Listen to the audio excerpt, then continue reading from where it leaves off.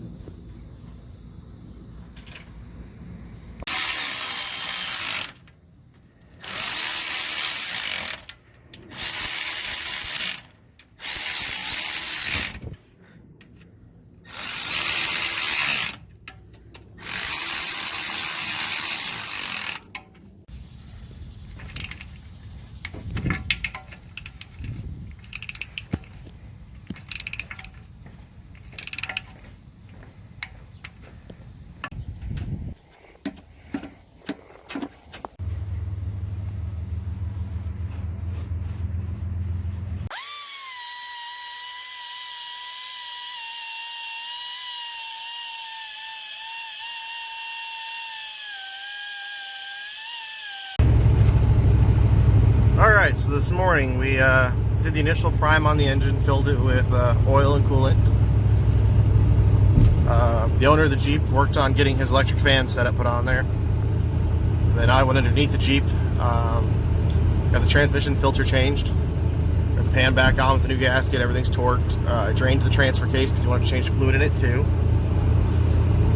I'm trying to think what else we got done this morning. Just some more wiring stuff. Started working through the list. We got the air box finished up, the new air filters in it. When we get back from lunch, I need to put the dipstick in the trans. Go ahead and get the transmission filled up with fluid, fill the transfer case. I'm going to bring back some empty gas cans so we can empty the fuel that's in it. The fuel in it is like 3 years old. So it had about a half tank, so that's about 8 gallons of fuel. And then I'm going to bring him back. He gave me a 2.5 gallon can of his. I'm going to go fill it with premium while we're out, so put some fresh gas in there. Then it should just be hooking up the exhaust when we get back, and we should be pretty much ready to go then.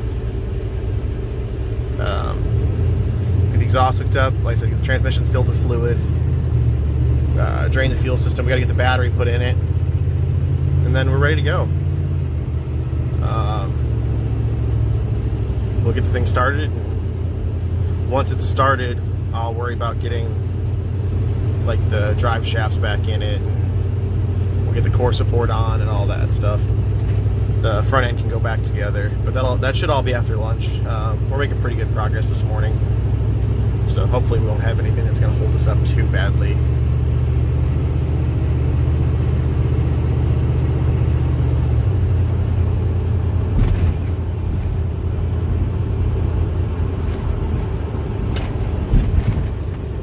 Oh, he is up here. Alright, so the homeless guy that sits up in the middle of the road here isn't actually homeless. He used to be homeless. Someone got him a job off this corner. Now he just sits here and waves at people and cleans up trash. So I've got some water in the cab. We'll give him a bottle of water. Got the transfer case filled up with ATF. I use a suction gun like these to do transfer cases, transmissions for manuals, diffs, stuff like that. Makes it a lot easier. Alright, so we got the trans dipstick back in it. We got it filled with ATF. Dropping the pan is 4 quarts. That's what we put in to start. We'll check it after we get it running. I got the broken bolts out of the body here, so we now have all of our grounds in, so I can get the battery sat in. I went ahead and put heat wrap on all the injectors. O2 sensors got tightened up, and I've started getting the exhaust hook back up. We're getting pretty close to being able to start it here. I need to try to find out where I put the bolts for the crossover exhaust pipe, get that hooked up.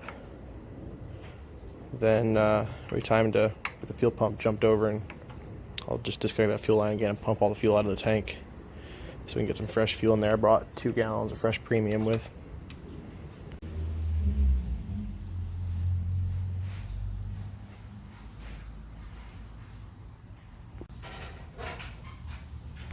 So that's the customer getting in a Pontiac right there. His father came to pick him up. He was laying on his back under the Jeep when a cutoff wheel exploded. A chunk of it lodged in his right arm on the inside of his elbow, just above his elbow. And another piece got him in the side near the bottom of his rib cage. The cut on his side's not too bad because the t-shirt stopped it. The cut on his arm's pretty deep. It's a good 1/2 to 3/4 of an inch into the meat. So we got it cleaned up the best we could. Threw some gauze on his side and taped it. The top was bleeding pretty bad, so we threw some gauze and wrapped it in some of the like blue Scott's shop towels, and just kind of zip tied it to his arm for right now. We didn't have any decent tape over there, so they're gonna run him to the hospital. He's gonna go get some stitches, and we're gonna have to finish up the Jeep later in the week. You know, I told him just let me know what his schedule looks like and how he's feeling, and I told him I could work him in just about any day this week. We're not far from startup.